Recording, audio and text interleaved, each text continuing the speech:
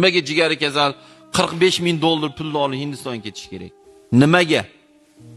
O'tdinglar odammi, biz odam emasmizmi? Nimaga? Nimaga og'ir kasali bor Hindistonga yo Tibetga, Xitoyga borish kerak? Yo Germaniyaga borish kerak? Ular odammi, biz odam emasmi? Nimaga ishlatmoqchi bo'lgan mahsulotimizni zo'ri chet eldagi bo'lishgan? Ustivoshni zo'ri chetdiki, televizorni zo'ri chetdiki, mashinani zo'ri chetdiki. Nimaga o'zimizga bo'lmasligi kerak? Aytinglar mana. Bo'lish kerakmi? Uning uchun biz bugun mana 40-45 dan kattalarning xatosini bugun 40 dan pastlarga qildirmaslik kerak.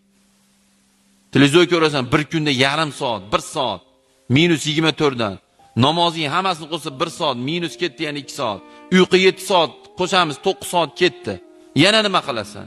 Ha, kiyinaman, bo'pti 1 soat, 10 soat ketdi. 24 dan 10, 14 soat 1 minut vaqtingni bekor o'tkazmaysan. Sport, kitob, boshqa ish, hunar shu.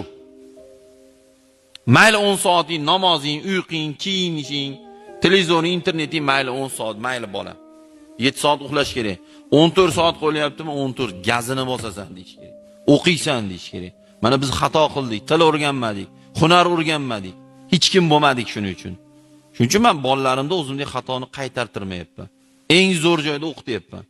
4 olsin, qo'yib yuboraman qozonda. 4 bahosiga. Bu degani urib yormayman, nakazat qilaman, qovog'imni solaman, gapirmayman, maktabiga pul bermayman.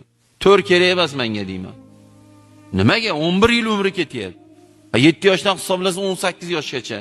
11 yil men bilasizmi, necha million pul tikaman u bolamga. Ustuvoshi bor, sumkasi bor, daftari bor. Xususiy maktab bo'ladigan